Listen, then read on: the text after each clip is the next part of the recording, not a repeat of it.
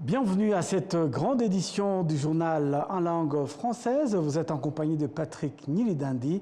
Tout de suite, l'essentiel de l'actualité. Le président de la République, Paul Kagame, a reçu cet après-midi au village Urugwiro le professeur Dong Sup Yum, président de l'université Yonsei en Corée du Sud. Le docteur Yong Lee, vice-président exécutif chargé de la recherche, ainsi que leur délégation.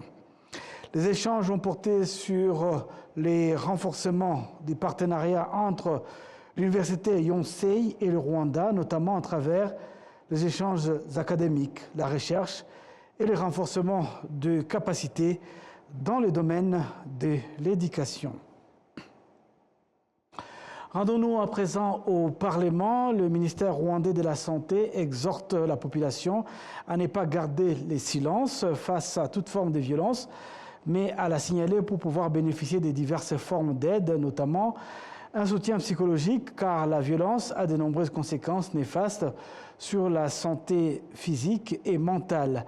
Les statistiques d'une étude menée par le ministère de la Santé montrent que parmi les femmes victimes des violences, seulement 43% la signalent, contre seulement 40% des hommes, et reçoivent l'aide médicale et autres nécessaires. Le ministère de la Santé note également qu'au cours de 7 dernières années, le nombre de Rwandais souffrant de troubles mentaux a diminué, passant de 20,5% à 18,6% selon les chiffres provisoires et d'une étude réalisée par l'Institut national de la santé en 2025. Cette baisse est largement attribuable aux efforts déployés par le pays en matière de services de santé mentale, d'aide aux survivants du génocide perpétré contre les Tutsis, du soutien psychologique dans les établissements scolaires et bien d'autres. La jeunesse rwandaise appelle à la numérisation de l'histoire des héros nationaux afin de mieux la comprendre et de la partager plus largement avec le public. Le détail avec Jean-Benoît Michel. Chaque année, le 1er février, le Rwanda célèbre la journée des héros nationaux, une occasion de rendre hommage et à sceller ceux qui ont sacrifié leur vie pour la nation. Cette journée vise également à encourager chaque citoyen à suivre l'exemple des héros en accomplissant des actes remarquables. Les héros du Rwanda sont classés en 3 catégories, Imanzi, Imena et Ingenzi. Je ne connais pas toute l'histoire de l'héroïsme de notre pays, le Rwanda, mais j'en connais une partie. Ce que je sais, je l'ai surtout appris au sein de ma famille. Si ces histoires étaient numérisées, cela nous aiderait à mieux les connaître, car souvent, nous n'en entendons qu'une partie transmise oralement dans nos familles. Nous avons appris ces histoires quand nous étions enfants. Nous les avons entendues dans les médias ou encore lues dans les livres. Les mettre en format numérique serait d'une grande aide. Par exemple, on a accès à des ordinateurs et à l'Internet, on pourrait directement les consulter. Cela nous aiderait énormément sans devoir toujours demander aux autres, puisque chacun pourrait rechercher ce qu'il souhaite savoir. Les héros se sont sacrifiés pour nous. Ils nous ont donné une place et nous ont permis d'être là où nous sommes aujourd'hui. C'est grâce à eux. Le numériser nous permettrait de connaître rapidement et facilement leur histoire.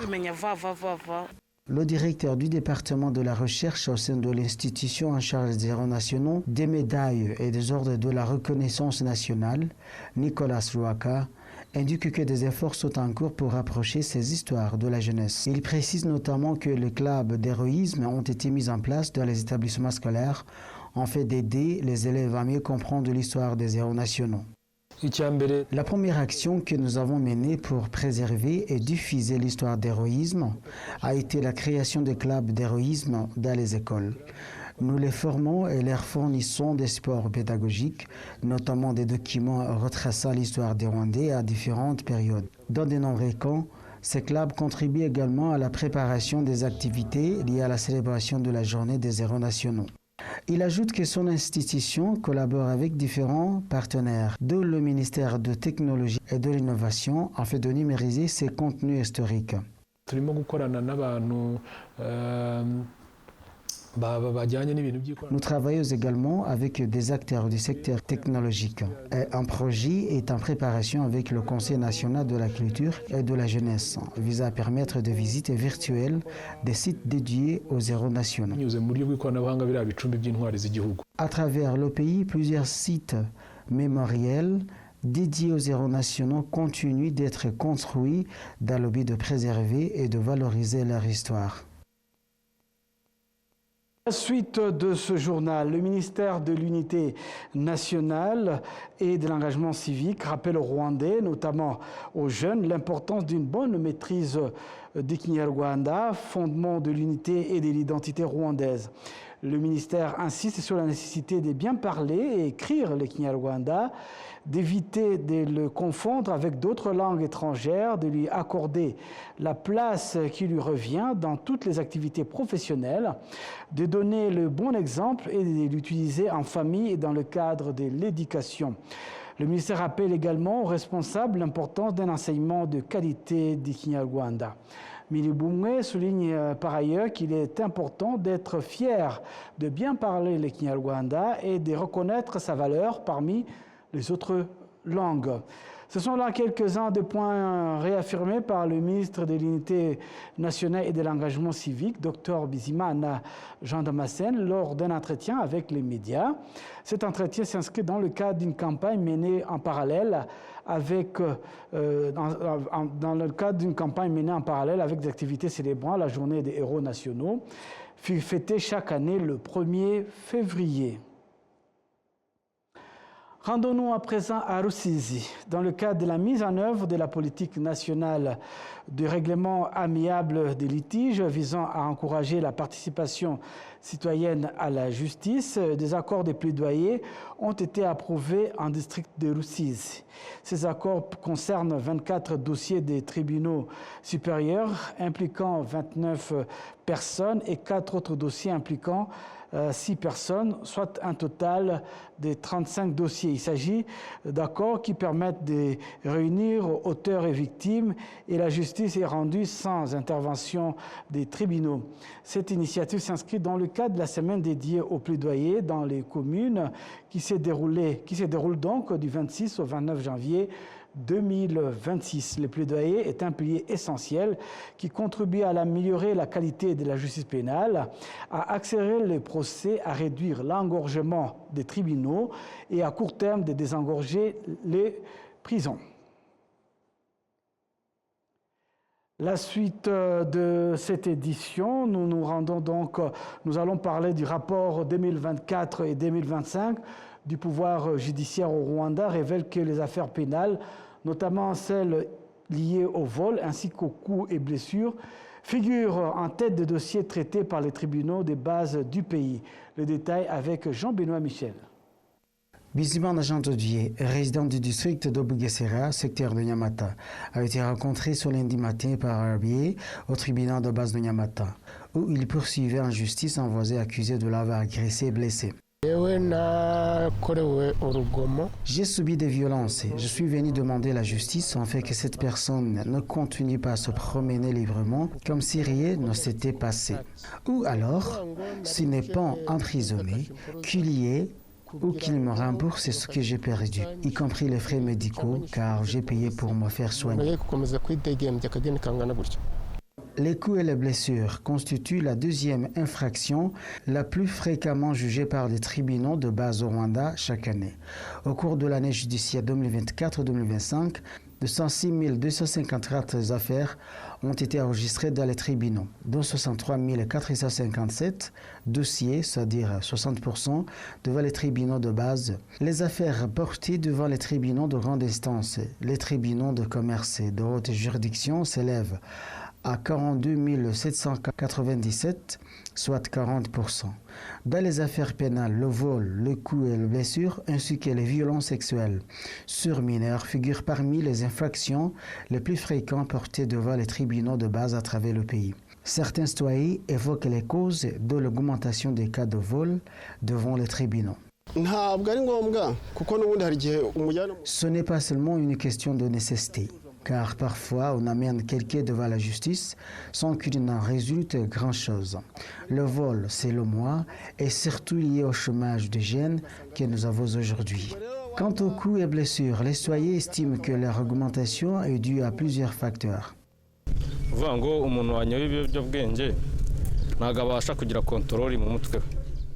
Une personne qui consomme des drogues n'a plus de contrôle mental. Les violences arrivent très vite, car il n'y a plus de maîtrise des émotions.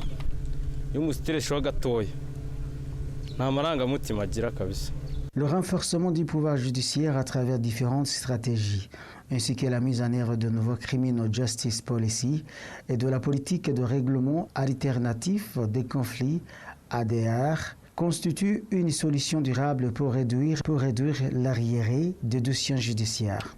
Sur les 124 204 affaires clôturées durant l'année 2024-2025, 15 012 l'ont été par voie de règlement amiable, sans recours aux tribunaux. Toutefois, malgré les résultats positifs, des représentants de la société civile estiment que ces politiques doivent être davantage renforcées.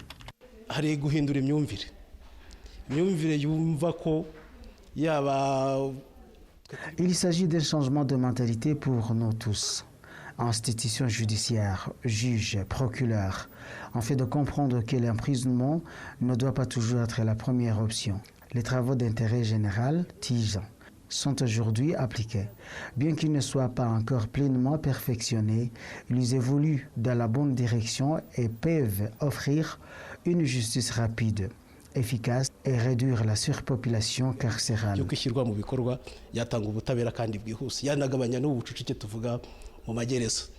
Le porte-parole des tribunaux rwandais, Arsène Mutabazi, explique que le Rwanda figure parmi les pays qui accordent une place croissante à la justice restaurative plutôt qu'à une justice strictement répressive. kubera ko dukunze gukoresha cyane ubu buryo nko nabwiye muri Afrika turimo twe na Zimbabwe ejo bundi. En Afrique, notamment au Zimbabwe, nous observons ces pratiques pour voir comment les renforcer. Nous avons tous reconnu que la solution réside dans une justice rapide et dans le règlement des conflits, sans passer par les tribunaux, ce que nous appelons la justice restaurative.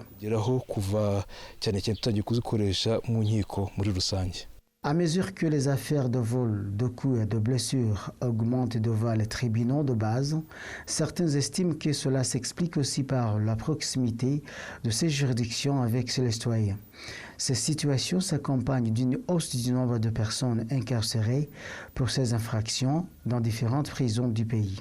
Le rapport 2024-2025 de la Commission nationale des droits de l'homme du Rwanda indique qu'un nombre important de personnes détenues dans les centres de transit, au nombre de 27 ont été arrêtées pour des faits de vol, soit 5 319 personnes, ce qui veut dire 60,5%. Cette situation a conduit de 47,8% d'entre elles à être transférées vers 3 centres de rééducation, objet de l'enquête menée par la dite commission. La suite de ce journal, les investisseurs du secteur industriel à travers le pays indiquent faire face à de nombreuses difficultés qui empêchent leurs usines de fonctionner à pleine capacité. Parmi les principaux obstacles figurent le coût élevé de crédit bancaire, la cherté des matières premières importées ainsi que l'accès limité au marché pour les produits transformés. Explication avec Jean-Benoît Michel. Plusieurs industries, notamment celles opérant dans les filières agricoles et de l'élevage, fonctionnent bien en dessous de leur capacité réelle. C'est le cas de l'usine Minmex, spécialisée dans la transformation du maïs, qui n'a exploité que 35% de sa capacité en 2025. De son côté, Gorilla Feeds, producteur d'aliments pour le bétail, fonctionne à environ de 50% à son potentiel. Gorilla Feed nk'ikigo gikora ibiryo by'amatungo. En tant qu'une usine de production d'aliments pour le bétail, nous avons une capacité mensuelle de produire 5000 tonnes. Mais actuellement, nous n'arrivons à écouler qu'entre 2 et 2,5 tonnes. Les matières premières que nous utilisons pour l'alimentation animale sont également destinées à la consommation humaine. Or, sur le marché local, elles sont rares car la majorité est importée. Du côté de Minimex, la situation est tout aussi préoccupante. En 2024, l'usine a fonctionné à seulement 27% de sa capacité, contre 40% en 2023. Il s'agit donc d'un recul. Les exportations ont chuté de 37%, tout comme les ventes sur les marchés locaux. Cette baisse est due à plusieurs facteurs, notamment la présence de farines d'origine inconnue issues du secteur informel, ce qui freine l'augmentation de notre production. Selon les experts en économie, la sous-exploitation des capacités industrielles constitue une perte importante, tant pour les investisseurs que pour l'économie nationale, compte tenu des investissements colossaux consentis dans ce secteur. Parmi les conséquences figurent la réduction des opportunités d'emploi et la hausse des prix des produits fabriqués localement, comme l'explique Strato Habyarimana, experte en économie. Lorsqu'un produit sort de l'usine à un coût élevé, il devient difficilement compétitif sur le marché. Certains produits deviennent excessivement chers par rapport à d'autres. Dans ces conditions, les industries peinent à atteindre un niveau de production satisfaisant, ce qui freine la croissance économique du pays. De plus, cela accentue la dépendance aux produits importés, souvent moins chers.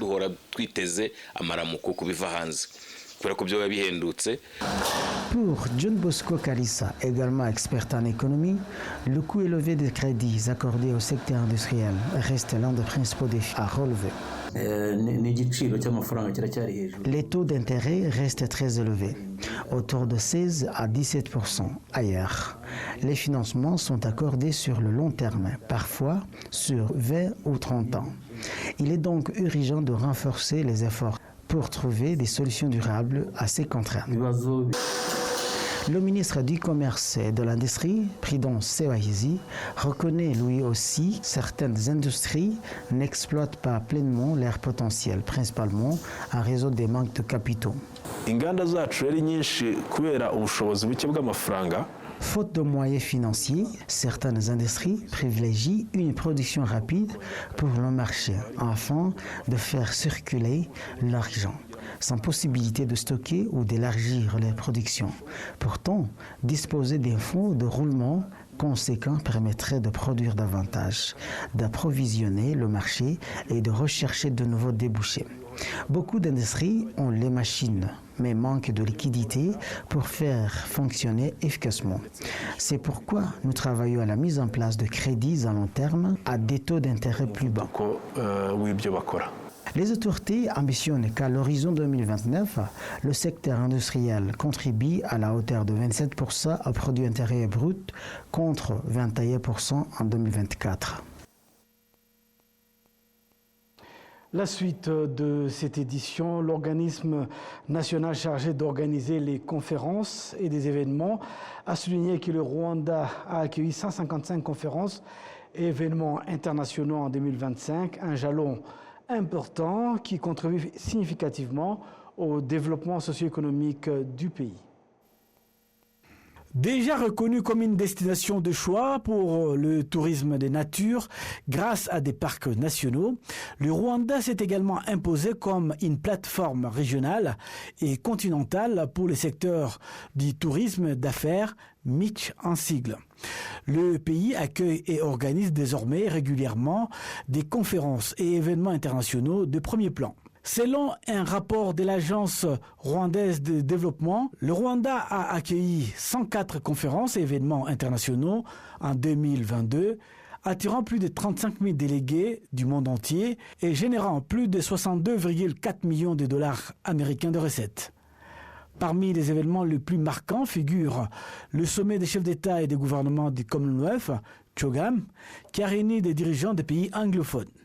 Kelly Shortfield, directrice générale de Kie Venue Solutions, société qui gère la BK Arena, le stade Amauro et Zaria Court, affirme que la collaboration étroite entre le gouvernement et le secteur privé pour développer et professionnaliser les infrastructures événementielles a joué un rôle déterminant dans le positionnement du Rwanda comme destination de congrès de premier plan en Afrique. Face à cette situation, il est devenu indispensable de disposer des responsables pour gérer les fonctionnements et le développement des opportunités offertes par ces infrastructures qui continuent de jouer un rôle majeur dans le secteur du tourisme d'affaires et événementiel. Pour nous, il ne s'agit pas uniquement des réunions et d'activités connexes, mais surtout de la manière dont ces activités sont gérées en collaboration avec le gouvernement rwandais qui constitue un pilier de cette chaîne de valeur incluant le sport et les loisirs sans toutefois s'y limiter. En 2023, la plateforme régionale et continentale pour le secteur du tourisme d'affaires MITCH a généré plus de 95 millions de dollars américains, soit une augmentation de 48% par rapport à 2022. La même année, le pays a accueilli plus de 160 congrès et événements culturels internationaux, dont le 73e congrès de la FIFA, la conférence Women Deliver et le Trace Africa Music Awards. Cette croissance a été largement reconnue non seulement par les gestionnaires d'infrastructures, mais aussi par les acteurs des secteurs du sport et du divertissement qui soulignent la contribution croissante du secteur du développement national. Lors du lancement du championnat africain de basketball, nous avions évoqué l'ambition de faire de cette région la plus développée économiquement du continent un lieu de création d'emplois, d'innovation pour les entrepreneurs et de construction d'infrastructures.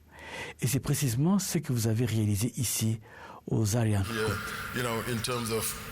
Accord. En 2024, le Rwanda a accueilli 115 congrès et événements culturels internationaux réunissant plus de 52 315 délégués et générant plus de 84 millions de dollars américains de recettes.